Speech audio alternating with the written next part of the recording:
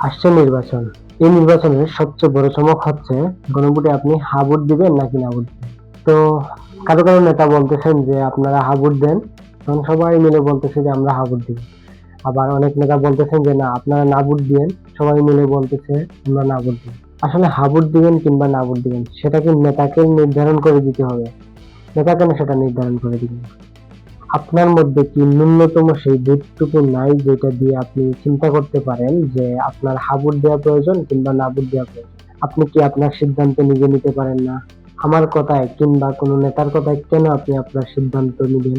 হা vote দিলে কিংবা না ভোট দিলে কি হবে সেটা আপনি খুব সহজে বাংলাদেশ সরকারের যে গণভোট রিলেটেড যে ওয়েবসাইট আছে সেখান থেকে আপনি খুব সহজে দেখে নিতে পারেন, অথবা যারা সাধারণ মানুষ আছেন তারা, অথবা যারা বিভিন্ন ওয়েবসাইট বা ফর্ম সম্পর্কে ধারণা নাই বা আপনি কিভাবে জানবেন যে আপনাকে আপনার হা ভোট দেওয়া প্রয়োজন কি না ভোট দেওয়া প্রয়োজন। আপনার ফ্যামিলিতে কেউ না কেউ এরকম তো আছে অবশ্যই যে আপনার পরে আপনাকে বুঝাতে পারে বা পরে আপনাকে অন্ততপক্ষে শোনাতে পারে যে গণভোটের পক্ষে হা ভোট দিলে কি হবে আর না ভোট দিলে কি হবে। তখন আপনি আপনার সিদ্ধান্ত নিজেই নিতে পারবেন এবং আপনার নেতার কথা সিদ্ধান্ত নিতে হবে না। নেতা কখনোই তার স্বার্থের বাইরে, তার সুবিধার বাইরে গিয়ে আপনাকে বলবে না কিছু করার জন্য। এটা আমাদের দেশের রাজনীতির অনেক দিনের কালচার বলতে পারেন। যাই হোক, আপনি হা ভোট দিবেন কি না ভোট দিবেন সেটা আপনার একান্ত ব্যক্তিগত ব্যাপার, এবং হা ভোট দেন কিংবা না দেন সেটা আমি যেটা বলবো আমার জায়গা থেকে আমি বলতেছি আপনি বুঝে দেন আপনি কেন দিচ্ছেন হা ভোট, কেন না ভোট। নেতা বলছেন বলেই যে আপনাকে হা ভোট দিতে হবে,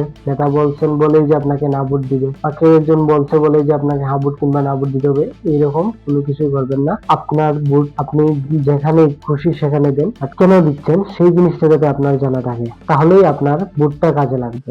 হা ভোট দিলে কিংবা না ভোট দিলে কি হবে সেটা আমার যে কয়েকটা মনে আছে আমি সেগুলো তুলে ধরার চেষ্টা করছি সহজ ভাষায়। হা ভোট দিলে প্রথম যে সুবিধাটা হচ্ছে, বিগত সরকার তার নিজের অধীনে নির্বাচন করেছিল যেটাতে কেউ অংশগ্রহণ করতে চায়নি, এবং যখন অংশগ্রহণ করেছে তার ফলাফল কি সবাই জানা আছে। যদি হা ভোট দিয়ে লাভ করে তাহলে আর কেউ এইভাবে দলীয় সরকারের অধীনে কোনো তত্ত্বাবধায়ক সরকার ছাড়া নির্বাচন করতে পারবে না।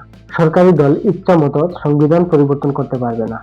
দেশের কোনো গুরুত্বপূর্ণ বিষয়ে সিদ্ধান্ত নেওয়ার জন্য গণভোটের বিধান চালু করবে। এটার মানে হচ্ছে আপনি নির্ধারণ করে দিবেন কোনো বিষয়ে কি সরকার আসলে সিদ্ধান্ত গ্রহণ করবে কি করবে না। এরপরে হচ্ছে 10 বছরের বেশি সময় কেউ প্রধানমন্ত্রী থাকতে পারবে না। তো 10 বছরের বেশি যে প্রধানমন্ত্রী থাকতে পারবে না এটা নিয়ে আপত্তি করার কি আছে? তার মানে হচ্ছে টানা 2 মেয়াদের বেশি কেউ প্রধানমন্ত্রী থাকতে পারবে না। বিভিন্ন উন্নত দেশ, উদাহরণস্বরূপ যদি আমেরিকার কথা আমরা ধরে নিই, যে সেখানে 2বারের বেশি কেউ ক্ষমতায় থাকতে পারে না। তো তারা যদি 2বারের বেশি প্রধানমন্ত্রী না থেকে দেখে এটাতে ভালো হচ্ছে, তাহলে আমরা কেন সেটা গ্রহণ করতে পারবো না?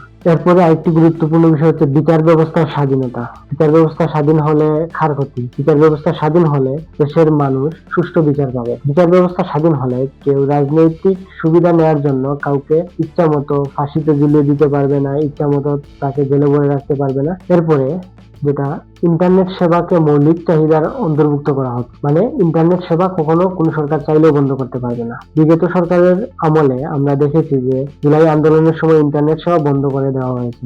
গণভোটে যদি হা ভোট ফাঁস হয় তাহলে কেউ ইন্টারনেট সেবা বন্ধ করতে পারবে না। এরপরে যে বিষয়টা হচ্ছে, রাষ্ট্রপতি চাইলেই কাউকে ক্ষমা করে দিতে পারবেন না।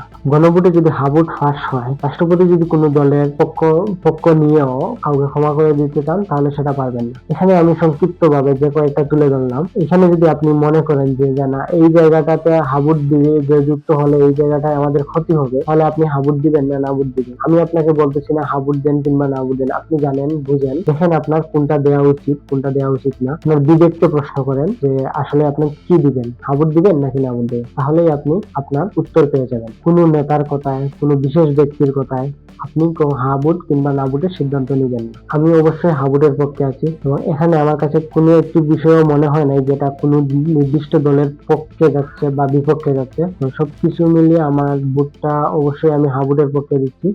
আপনি কি হা ভোটের পক্ষে আছেন কিংবা না ভোটের পক্ষে আছেন সেটা কমেন্টে জানান।